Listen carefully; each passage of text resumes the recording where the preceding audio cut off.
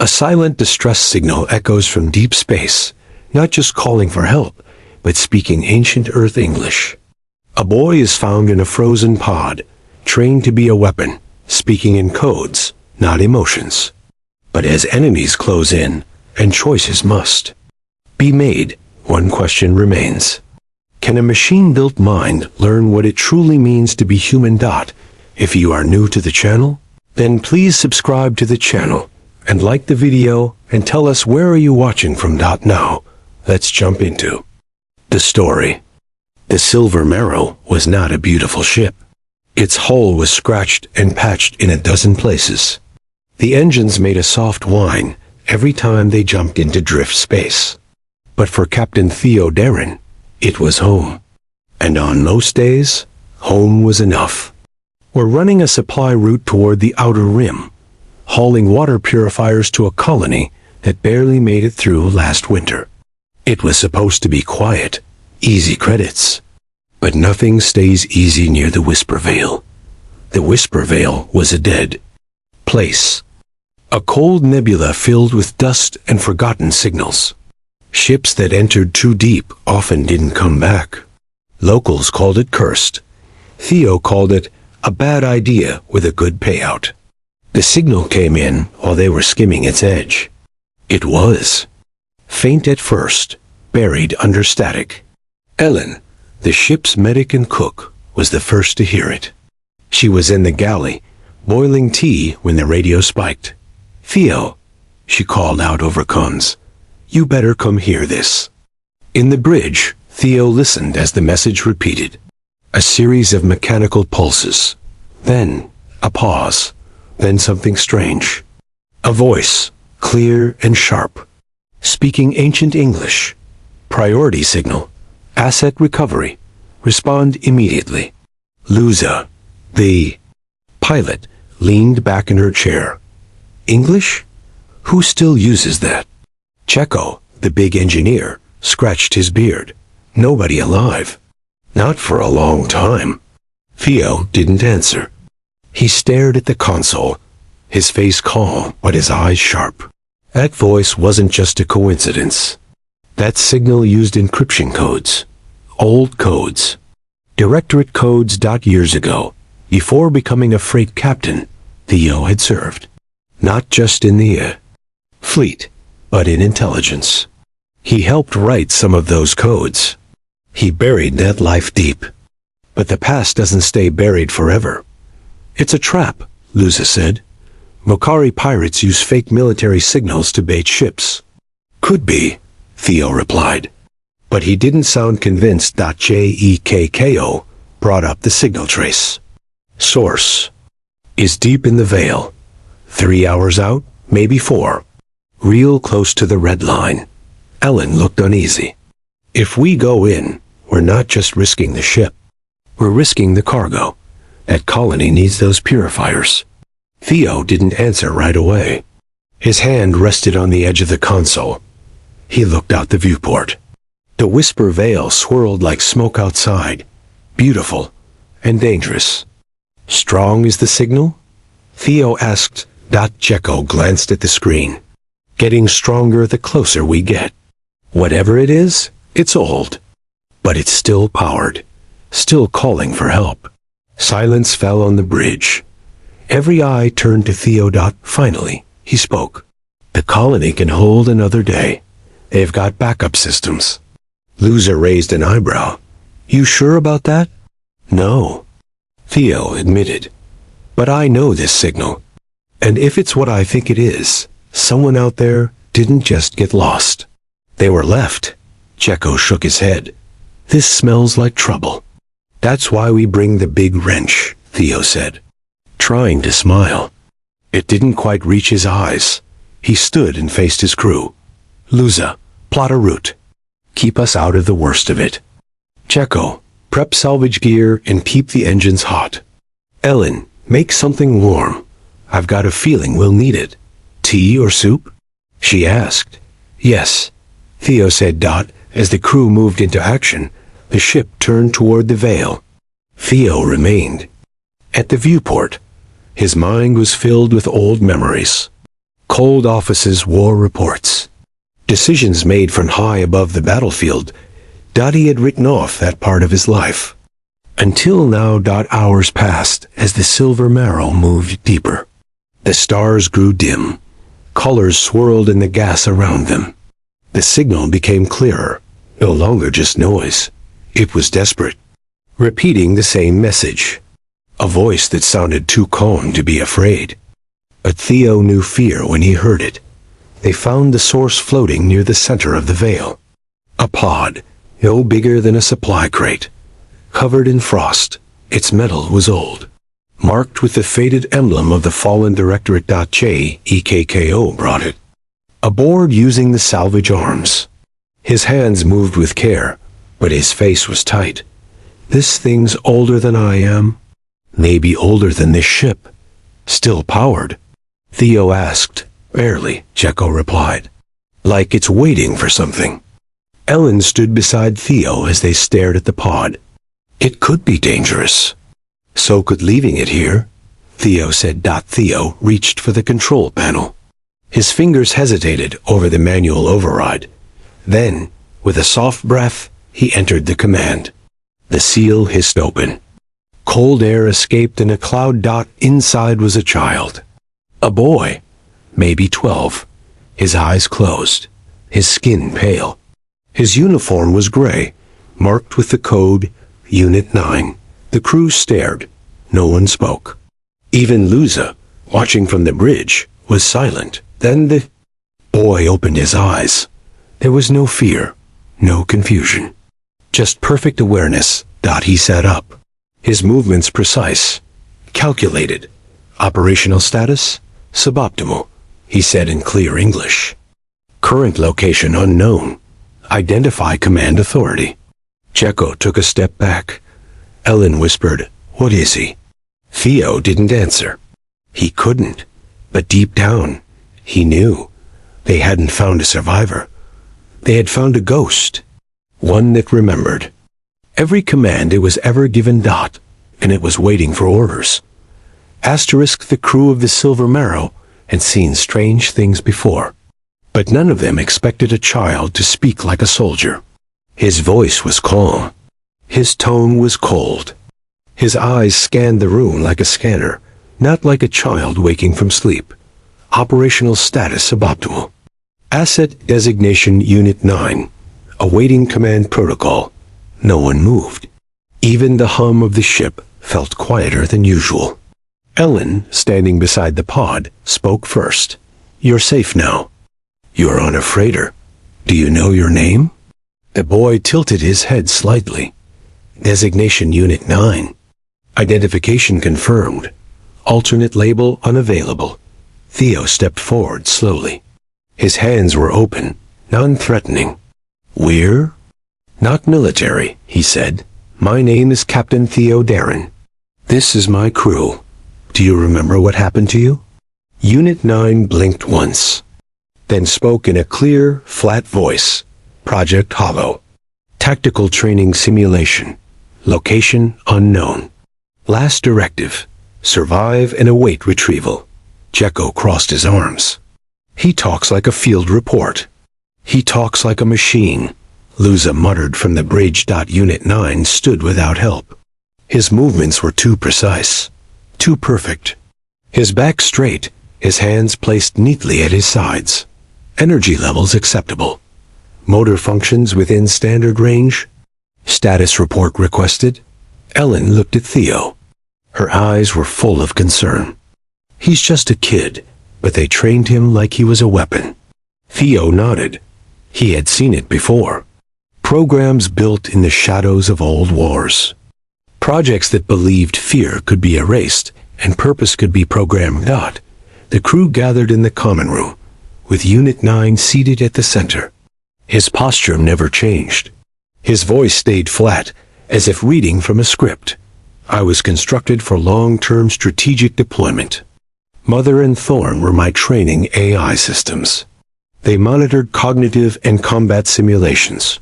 You lived alone? Ellen asked gently. Facility population. 1 organic asset. 2 artificial intelligence units. Biological contact? 0. Luza. Leaned against the wall. And they just left you there? The core system failed. Mother calculated odds of survival and initiated emergency pod launch. Survival probability estimated at 12.9%. Jekko shook his head slowly. They gambled your life on numbers. Unit 9 did not respond to that. Instead, he continued to recite data. Training hours, simulated missions, kill ratios. It was hard to listen. Harder still to imagine. This wasn't just a child. He was something made. But somewhere in those words, Theo heard something else. A kind of quiet emptiness. The silence of someone who didn't know what fear or love felt like. The crew tried different ways to reach. Him.elli cooked a real meal instead of nutrient packs. She placed the plate in front of him. This is food, not ration blocks. Try it. Unit 9 picked up the fork. He examined it, tested the texture of the food, then took a bite. He chewed. With mechanical rhythm. Flavor profile detected. Caloric content sufficient. Nutritional value acceptable. Ellen smiled kindly. You're supposed to say it tastes good. Subjective quality, not part of standard assessment. Jekko brought him to engineering. Showed him how to clean. A filter and tighten a power coil. Feel how the metal pushes back, Jekko said. This isn't just a task. It's craft. There's satisfaction in doing it right. Unit 9 completed the job with perfect alignment. But his voice stayed the same. Efficiency improved by 8%. Vibration reduced. Task complete. It's not just about efficiency, Jekko muttered. But Unit 9 didn't understand .luza. Invited him to the cockpit. Showed him the star maps. Let him sit in the co-pilot seat. You see that cluster of rocks? We could go around. Safe. Boring. Takes longer. Or we go through. Takes skill. Feels like flying, not just moving. He watched her fly through tight spots, weaving through the nebula like an artist painting with momentum. That path increases risk, he said. Yes, she answered. But it also increases joy. Unit 9 blinked at the word. Define. Joy. You'll know it when you feel it, she said with a grin. Later that night, he stood by the viewport. Stars drifted past, but he didn't see beauty. He saw coordinates. He saw positions. He saw movement patterns. Ellen approached and stood beside him. You're thinking too much, she said softly. Thinking is function, he answered. Feeling is also function, she said. Just a different kind. He didn't respond. Theo watched all this from a distance. He saw the boy try, but not know how. Not yet. Back in his quarters, Theo reviewed the directorate records. Project Hollow. Program that trained children to lead wars. And now, one of them sat on his ship, alone, confused.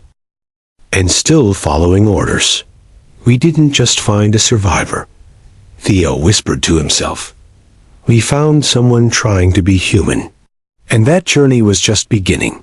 The Silver Marrow floated quietly near the border of a trade sector.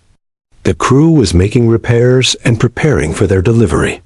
But inside the ship, tension had begun to grow. Unit 9 was learning, slowly. He watched. He listened. But he still processed the world like a battlefield. One morning, the silence broke. An alarm blared across the bridge. Luza jumped into the pilot's seat, her hands flying across the controls. 3 ships just dropped out of drift space, she said. They're moving fast. Too fast for traders. Theo was already on his way. Jekko and Ellen followed close behind. The screen, the ships came into view. Sleek, angular, armed. Vokari raiders, Jekko muttered. They always hunt in packs. The communication channel opened.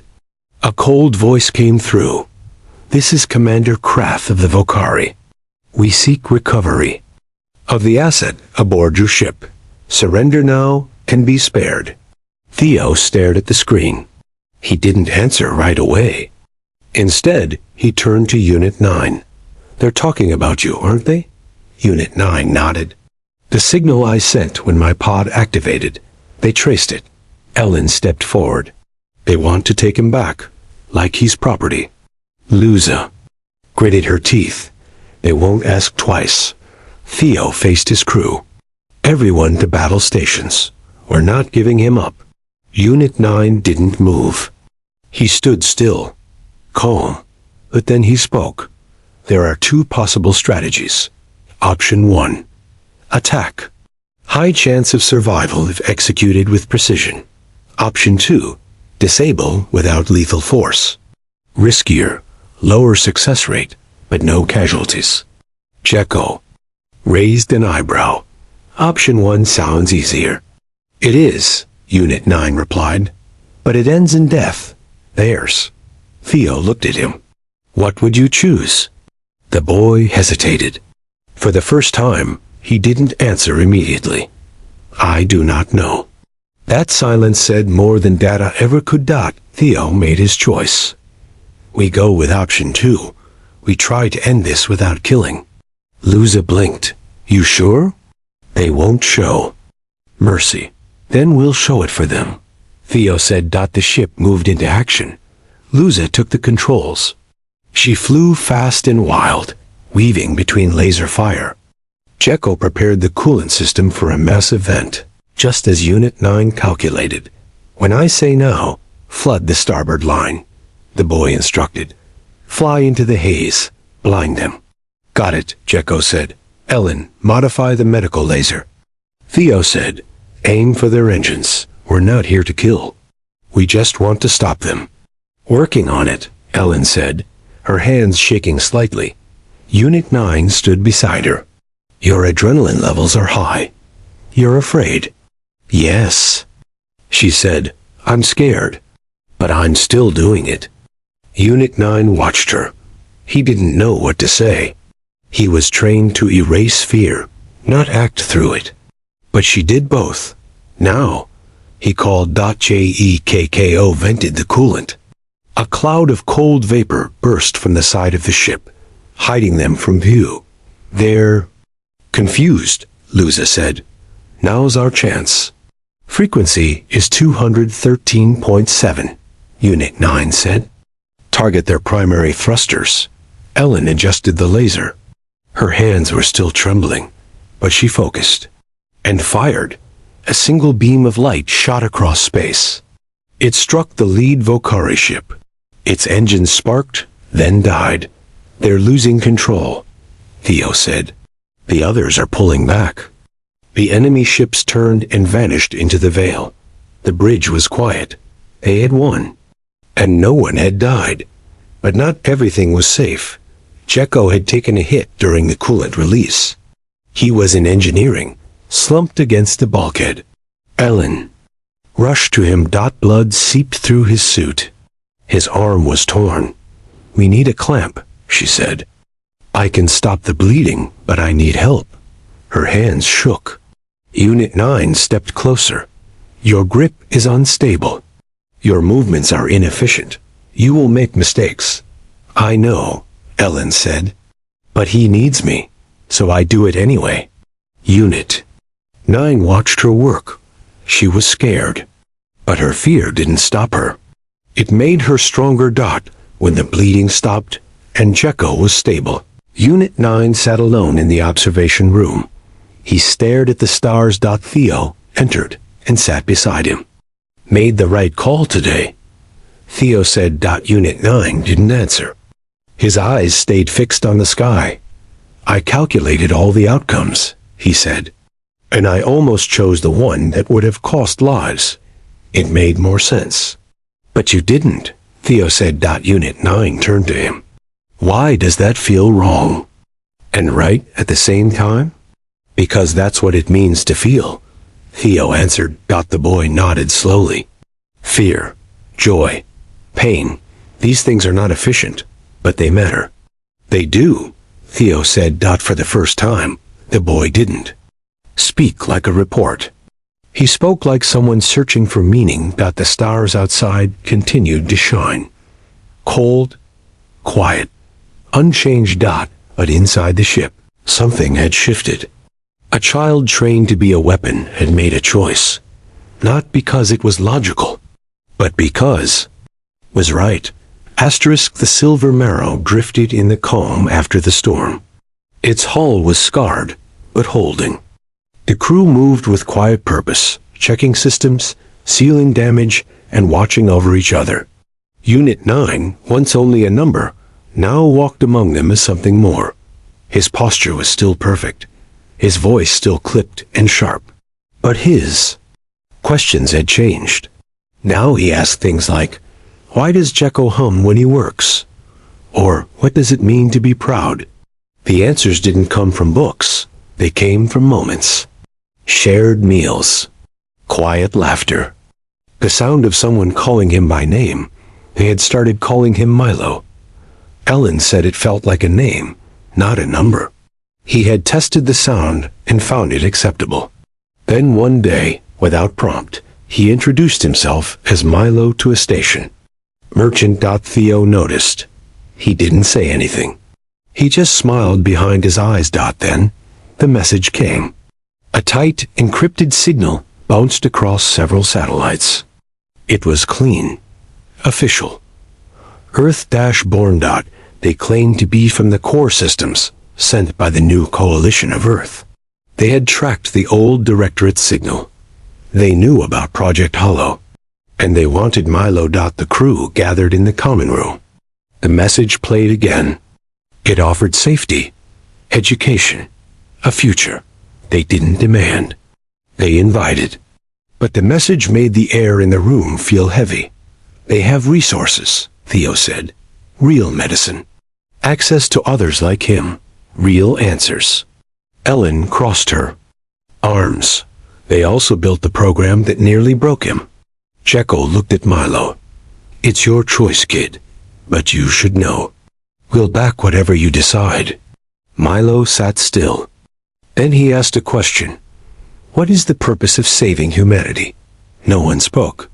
Even Luza, always ready with a joke, stayed silent. Finally, Theo answered. That depends on how you define humanity. They met the Earthship on a neutral station. It was sleek, flawless, white and silver, glowing under polished lights. A woman named Dr. Selin arrived with 2 guards. She wore a calm smile and a perfect uniform. Milo, she said, we've been looking for you for a long time. You're important. Not just because of your mind, because of your genes. Your design is clean, pure. You are what we've lost. Milo listened. He did not flinch. He did not speak. She continued. We want to offer you the life you deserve. A home among your own kind. The chance to rebuild what was lost. Ellen stepped forward. He has a home, Doctor. Selin turned her eyes on Ellen. With respect, medic, he's living on a rusted freighter with smugglers and engineers. We can give him more. Jekko stood taller. He's not cargo. You don't just take him back because you made him. Milo raised a hand. The room grew quiet. His voice was clear. You speak of me as potential, as a solution, but I am not a file to be restored. I am a person. Selin tried to interrupt, but Milo continued. You offer function, but I have learned something else. Purpose is not given. It is found. He turned to his crew. They taught me more than tactics. They taught me how to live. Not efficiently. Not perfectly, but fully.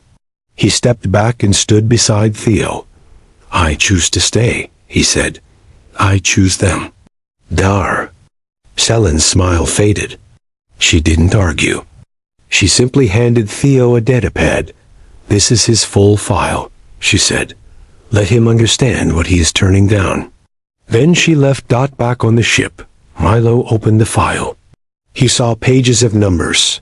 Charts, formulas. And a photo. A man and a woman smiling in a laboratory. His genetic donors. His creators. They looked young. Hopeful. Milo stared at them. Then closed the file. Ellin knocked on the doorway. She held a tray, 2 mugs, and a small loaf of bread. Thought you might be hungry, she said. Milo looked at the bread. He didn't ask for the nutritional value. He didn't analyze the ingredients. He took a piece and took a bite. Thank you, he said. Ellin smiled. For the bread? Milo shook his head. For showing me what fear looks like when it becomes courage. For showing me what a family is. The silver marrow turned slowly into drift space. Behind them, Earth grew smaller. Ahead, the stars waited. Milo watched them from the viewport. He no longer saw them as coordinates. He saw them as possibility. He was not just an asset. He was not a file. He was a person. And at last, he had found a place to belong.